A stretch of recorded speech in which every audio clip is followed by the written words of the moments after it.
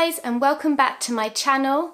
If you're new here, welcome. Thanks so much for coming over here to watch my video. If you don't know me, my name is Meg, otherwise known as the Guilty Mummy on my blog and vlog channels. And today I'm here to talk to you a little bit about postnatal depression and postnatal anxiety. As many of you will know, it's something that I've struggled with over the last year. If you don't know my story, or if you didn't watch the video that was filmed around 6 months ago, I'll just give you a little update on it. I'm also going to go back and talk about things in just a little bit more detail.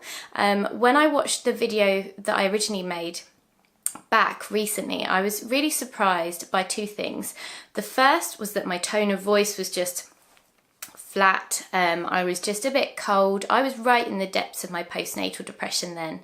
And although I was talking to you all about it, I think I was just kind of going through the motions of trying to get it out there and trying to make people aware, but I just wasn't in the best place myself. So this is why I wanted to film an update. And I did also notice in the other video that I had kind of missed out some chunks about the steps that I actually took, or the steps that the GP took for me to help me get some recovery. So I'm going to go through all of that. So for any of you that don't know, I have two boys, Marley and Felix. Marley is 2 and Felix is just about to turn 1.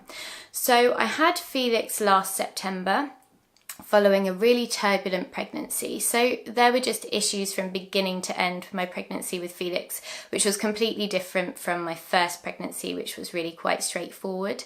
He was a rapid labour, so he came very, very quickly. It was controlled, so I was induced with him at 37 weeks, just because my consultant decided that enough was enough really, and he would be better out than in.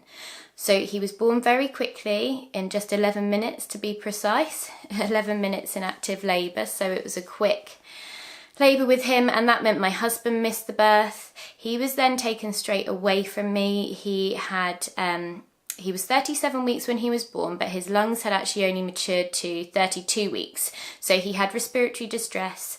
He needed to be fully ventilated and obviously taken to the intensive care part of neonatal. And that's where he stayed for 9 days. So a massive difference for me having him in comparison to my first baby, where I just had him and I got to take him home the next day. So all of those things definitely, I would say, contributed to my postnatal depression. When I got home with him, I kind of got on with things and I did feel really anxious, but I did put that down to the fact that he, had had a rough time. I'd had a rough time. I just felt on edge. But as the weeks went on, it became clear to me that something wasn't quite right. I was just feeling worse and worse, very low mood, not myself at all, very, very anxious. So I didn't want people holding him or touching him. I wouldn't leave the house. I would try and get out of family events or seeing friends with all kinds of different excuses. So I basically just cut myself off. And I think it's when he was around 7 or 8 weeks that I really thought, no, this isn't right. So I went to the GP, which I was really, really reluctant to do. And I'll tell you the main reason that I was reluctant to go was because I had a feeling that it was postnatal depression, and I knew nothing about postnatal depression. And I was convinced that by telling them that I was struggling and being completely honest with them about it, that they would take my children away.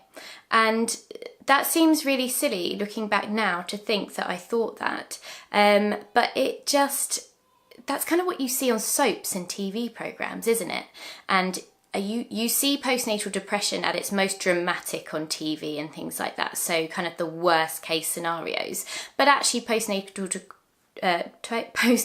depression, if I can get my words out, has a huge, huge spectrum, as does postnatal anxiety. So anyway, I went to my GP, who was wonderful, and she started to make a plan for me. So this is where in the last video I said, you can have all these different options. So I'm going to tell you a little bit about what they did for me.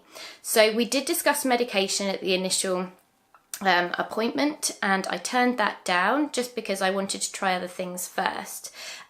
She then put me in touch with the health visitor, and as I said in my last video, the health visitor would come over every couple of weeks and basically have talking sessions with me, check on Felix, and it was just a really good opportunity to get things off my chest. So I had those sessions for about 3 months, and they were very, very beneficial.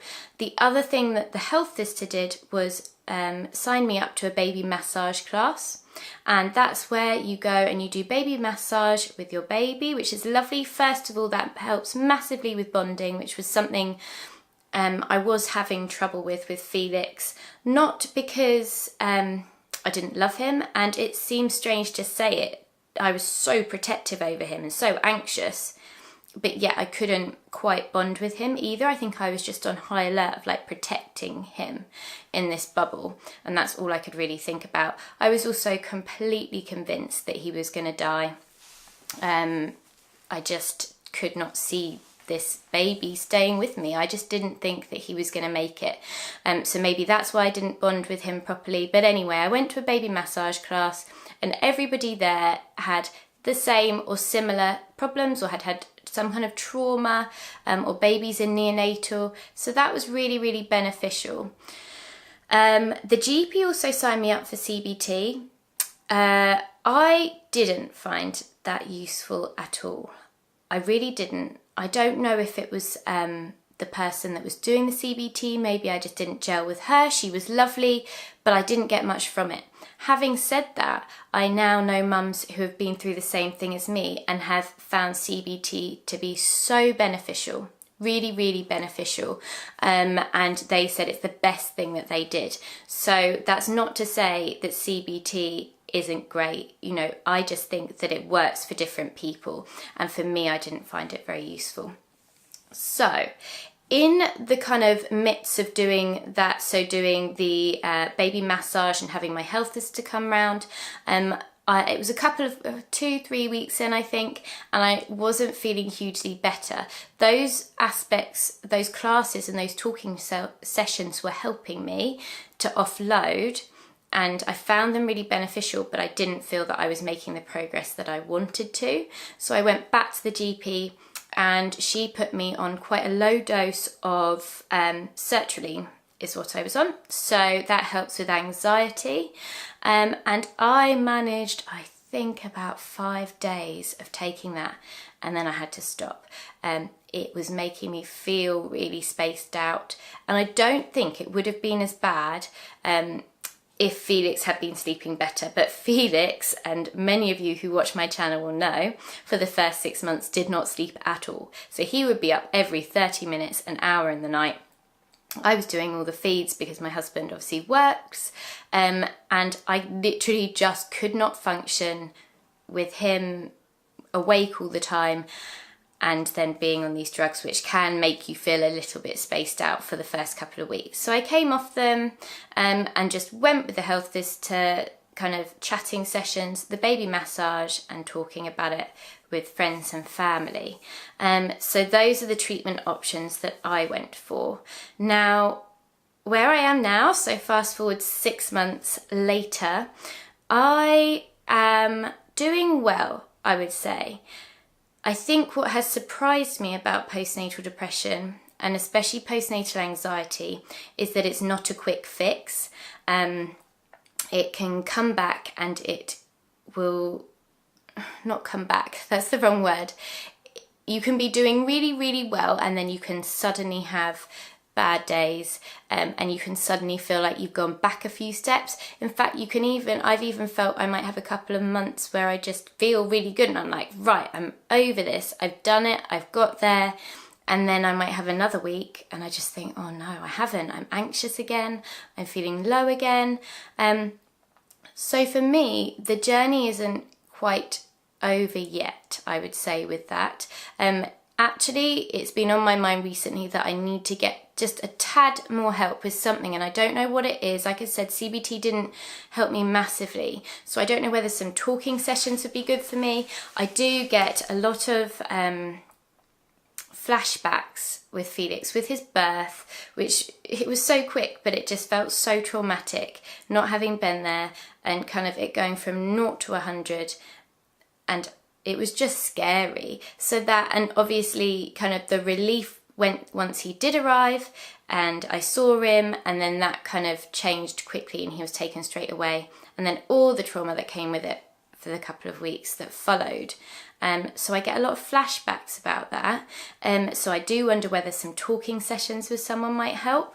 I do also still get anxious, and as I said before, I used to be convinced that Felix was gonna die and that something really bad was gonna happen, and I do feel better now, but I still have quite often actually that kind of dreaded feeling of like something is going to happen. It's like an instinct that I have inside me that I feel like something is going to happen, and I have to remind myself that that is not, I don't think it's real. I'm a huge believer of mother's instinct, but I can't let myself believe that that mother's instinct is right on this one, because I think it has to be the anxiety, and obviously I pray that it is the anxiety.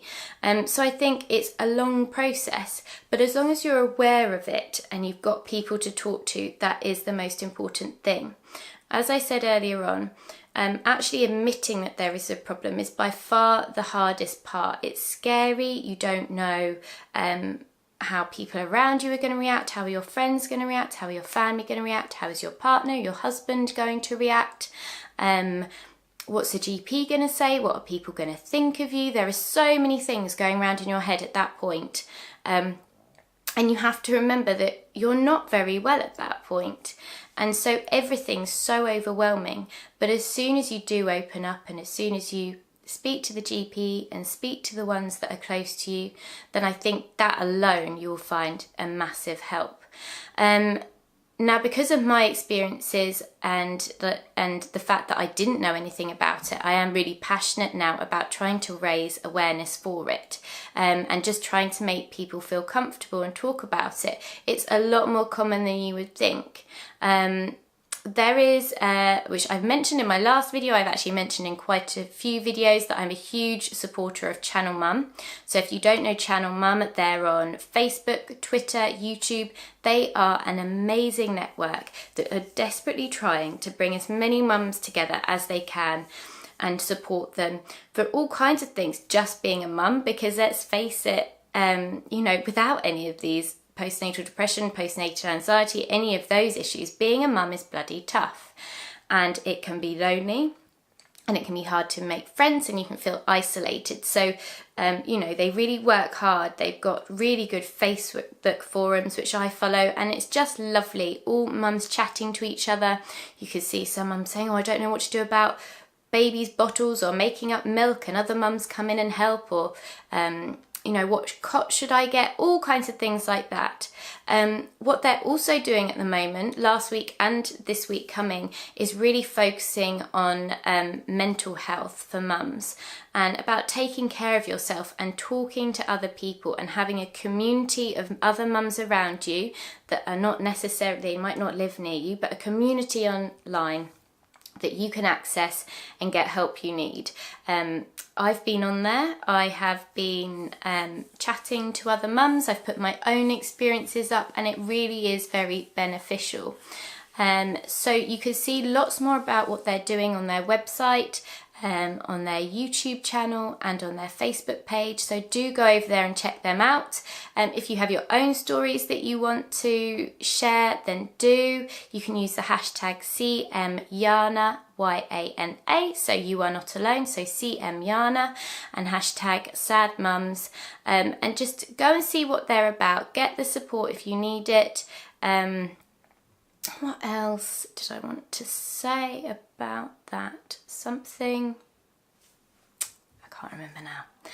But yeah, go over there, use the hashtags, chat to other mums, chat to anyone. That is the most important thing, is getting it off your chest and talking. And even now, sometimes I'll be having bad days, and I don't want to tell anybody that I'm having a bad day, because I just feel like everyone's going to think that I've gone back a few steps. I don't want to worry anybody. Making a video like this I find really, really hard. When you've got a camera in your face you know that eventually what you're talking about is going to be going to the people that are watching you, and it could really help, then of course that's why I do it, and it's so important. But you know, it is difficult to talk about it, so be brave, but don't be alone, and do not suffer in silence. I think that's all from me on that. I hope I've covered everything. And have I covered everything? Do you know what? Usually I have a list, don't I? And then I don't read that list. And today I could have done with that list. I've just looked down to see if it's there, but it's not. But anyway, that is my update. So overall, much, much better. Still got a little way to go, but definitely getting there. Felix turns 1 in 2 weeks' time, so I just need to take a few steps in that time, I think, before he turns 1, and just get a little bit more help. But aside from that, it's all going so well, and of course Felix is doing brilliantly, so that's really good. I cannot quite believe he's going to be 1. What a crazy year it has been. But anyway, thank you so much for watching. If you do like this video, then do give it a thumbs up for me. I would love that. And do press subscribe. I'd love to see more of you over there. And of course, please do let me know if you've got anything you want to say in the comments down below. And most importantly, if you are going through something similar, or if you do need to talk, there are all those support networks that I've just said. Channel Mum are fantastic, but please do also contact me. You can private message me. You know, there are lots of ways, or Facebook. Facebook's probably better, or on YouTube, or on Instagram, and I'll be happy to talk to you. I do know how scary it is, so just don't ever feel like you're alone. Thanks so much for watching, and I will see you very soon. Bye.